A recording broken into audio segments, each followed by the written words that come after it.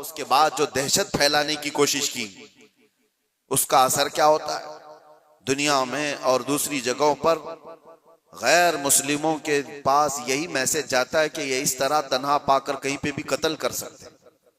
पूरे मुसलमानों को उन्होंने खतरे में डाला।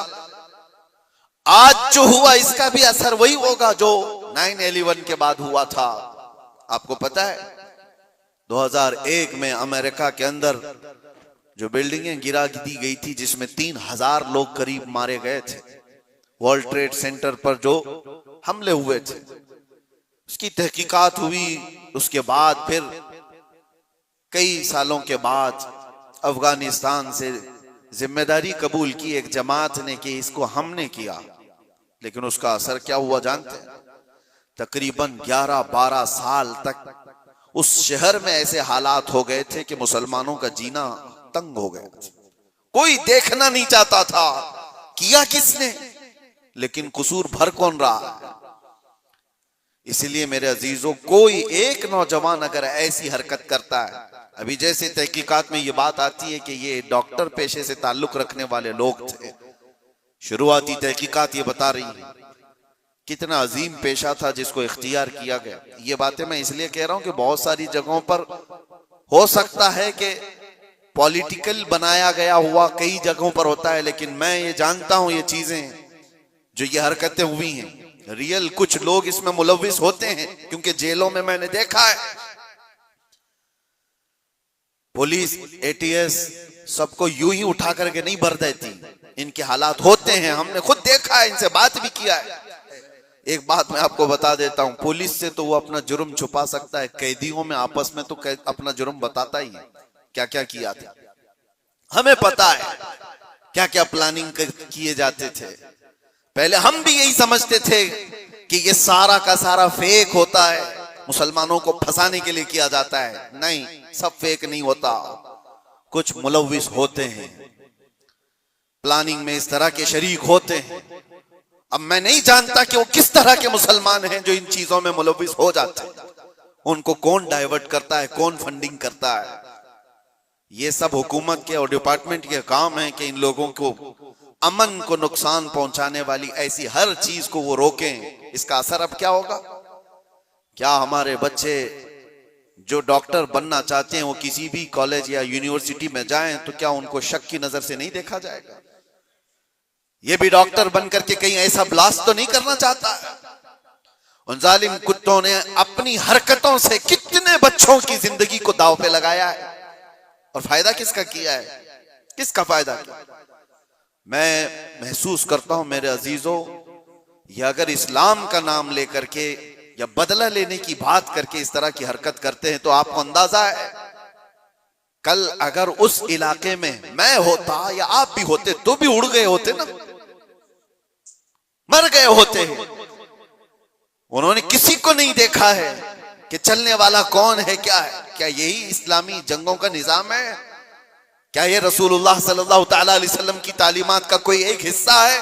सुनो, मेरे आका सल्लल्लाहु तआला अलैहि वसल्लम प्रॉपर जंग में भी जब भेजते थे तब भी सहाबा को फरमाते थे, रास्ता चलते हुए कोई बैठा हुआ आदमी हो तो उसकी तरफ तलवार नहीं उठाना।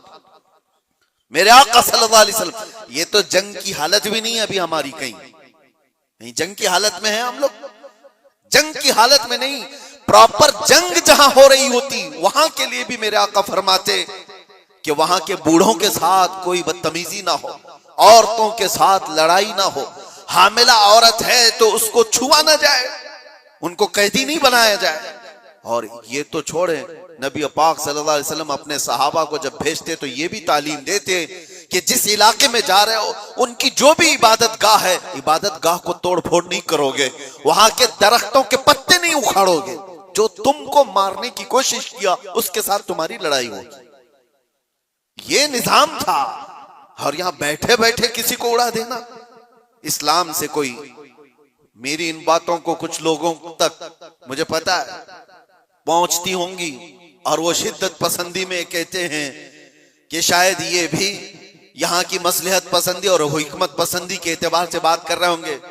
हमको ये सारी मसलहत पसंदी की जरूरत भी नहीं, हम किसी की जी हुजूरी करने के लिए बात नहीं कर रहे हैं। हम बात इसलिए कर रहे हैं कि मेरे दीन पर जब कभी धब्बा लगने की सूरत आए तो हम चीख करके बोलेंगे, चाहे वो हमारे अंदर मौजूद कोई मुनाफिक हो, उसको भी पकड़ करके हम बेनकाब करेंगे कि इसका ताल्लुक मेरे मुस्तफा की जात से हो ही नहीं सकता।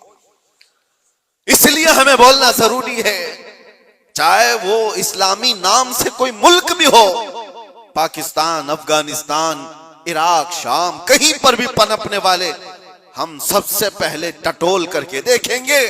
तुम्हारे चेहरे को देखकर, तुम्हारी दाढ़ी को देखकर, तुम्हारे जुब्बे कुब्बे को देखकर, तुम्हारे निजाम हुकूमत को देखकर हम ये नहीं समझ लेंगे कि ये खलीफा आ गया है, ये इस्लाम का बोलबाला आ गया है। सबसे पहले हम टटोल करके देखेंगे कि इसकी सीरत सिद्दीक अकबर से मिलती है या नहीं, फारूक आजम से मिलती है या नहीं, उस्मान और अली से मिलती है या नहीं, इसकी तालीमात में मेरे मुस्तफा का इश्क झलकता है या नहीं। अगर नहीं झलकता, हम अपनी ठोकर पर उसको रखते हैं, चाहे वो कितनी ऊंची पगड़ी पहनता हो। हाँ, अगर मेरे मुस्तफा का वफादार है तो किसान का बच्चा भी हो तो हमारे सर का ताज। मेरे अजीजों, बस मैं ये बात इसलिए अर्ज कर रहा हूं कि लोगों ने जो शक्ल बिगाड़ने के लिए कोशिशें की हैं, आप सबकी भी जिम्मेदारी है। आप जानते हो, मैंने कैद की हालत में देखा था कुछ वो लोग जो सिर्फ और सिर्फ सोशल मीडिया पर ऐसे एक्टिव थे कि उनको सारी खबरें मालूम थी, कहां क्या क्या हो रहा है।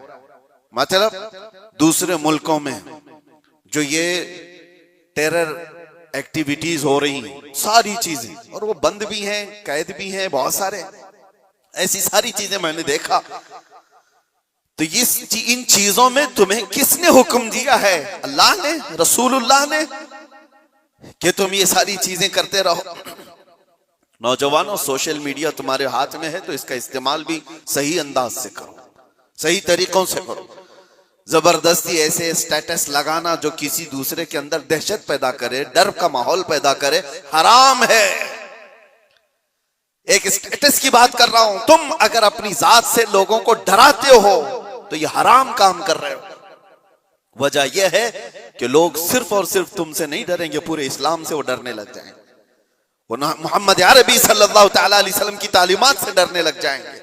माहौल तो ये पैदा करो कि लोगों ने प्रोपेगेंडा फैलाया था मदीने में, कुफार और मुशरिकीन ने, कि मुसलमान ऐसे होते हैं, वैसे होते हैं। एक औरत आई अबू बकर सिद्दीक रज़ियल्लाहु तआला अन्हु के पास, यहूदी औरत, कहा मुझे बहुत डर लगता है। डर किसने पैदा किया था? मुसलमानों ने नहीं, कुफार और मुशरिकीन ने प्रोपेगेंडा फैलाया था। यहूदी और डर के मारे आई सिद्दीक अकबर के पास, कहती है मुझे मदीने में नहीं रहना, यमन जाना है मेरे रिश्तेदारों के पास, मुझे अमन के साथ भेज दिया जाए। हजरत अबू बकर सिद्दीक ने एक ऊंटनी मंगवाई, 2 जवान सहाबा को बुलाया और कहा इस खातून को सही सलामत यमन तक पहुंचा के आओ।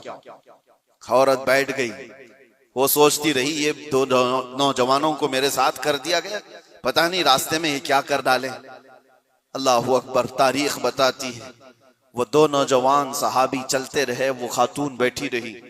जब जब कोई चौकी आती, लोग पूछते कौन है, कहां से है, क्या है, वो नौजवान सिर्फ इतना ही कहते सिद्दीक अकबर की मेहमान, यमन जा रहे हैं और हम सफीर हैं और इनकी हिफाजत के लिए चल रहे हैं। पूरे यमन तक का रास्ता तय हो गया। वो खातून कहती एक नौजवान भी मेरी तरफ निगाह उठाकर नहीं देखा। सही सलामत पहुंचने के बाद वो खातून अपने रिश्तेदारों को जमा करती है और कहती है मैं तो डर के मारे मदीने से भाग कर आई थी, मुझे खबरें इसी फैलाई गई थी, मुझे डर था, एक दहशत का माहौल था, मैं अपने रिश्तेदारों में आई थी, लेकिन सबसे मैं ऐलान करती हूं कि मैं वापस मदीने जा रही हूं, इसलिए कि उससे ज्यादा अमन मुझे और कहीं नहीं लगता जो मेरी इज्जत की हिफाजत करे। ये माहौल पैदा करो नौजवानों, माहौल तो ये पैदा करो कि लोग तुम्हारा इस्तेकबाल करें।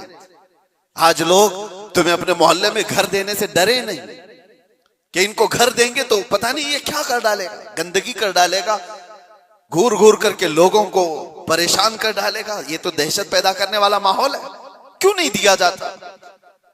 डर का माहौल पैदा करने की बजाय अमन का माहौल ऐसा पैदा करें, मोहब्बत का माहौल ऐसा पैदा करो कि लोग तुम्हारा इस्तेकबाल करें। आपको पता है 19 साल के मोहम्मद बिन कासिम को हिंदुस्तान में जब वो पहले कदम रखा था, अपने इलाके के इलाके दिए थे और कहा था, ऐ नौजवान तू अपनी हुकूमत चला, हम तेरे पीछे चलने को तैयार हैं। अखलाक देखा था, किरदार देखा था, औरतों की हिफाजत करने वाले जवान को देखा था, तो दुनिया कदमों में थी। अखलाक वो पैदा करो, दहशत का माहौल नहीं, डर का माहौल नहीं। मैं सख्त तरीन जुमलों से मजम्मत करता हूं इस तरह के हमलों का। और जाहिर सी बात है, हम जिस मुल्क में रह रहे हैं मेरे अजीजों, दर्द हमें इस बात का भी होता है, हम अपने मुल्क में कचरा भी नहीं फेंकना चाहते, तो ना हक बिरादराने वतन चाहे वो कोई भी हो, उनकी जान लेने की इजाजत कैसे दी जा सकती? क्या ये मेरे मुल्क जहां मैं रह रहा हूं, आप रह रहे हैं, उसकी इज्जत पर खतरा नहीं है? उसकी हिफाजत, उसकी सिक्योरिटी पर खतरा नहीं है? और सिर्फ मुल्क में रहने वालों के अंदर दहशत नहीं पैदा हुई है, पूरी दुनिया में जहां ये मैसेज जाएगा, लोग जो आने वाले होंगे वो डर जाएंगे, पता नहीं इनके यहां ऐसे हालात। तो क्या ये मुल्क की छवि को बर्बाद खराब करने की कोशिश नहीं? कितनी एक काम से उन जालिमों ने अपने खानदान को जोखिम में डाला, अपने रिश्तेदारों को, अपने वतन को, अपने दीन को, और जहां वो पढ़ते थे वो सब जगह को, सबको खतरे में डाला है और बर्बाद किया है एक अमल ने। इसीलिए कुरान ने क्या कहा, ना हक किसी एक की जान लेने का मतलब है पूरी दुनिया की कत्ल करने के बराबर, और किया उन्होंने इंसानियत के कत्ल।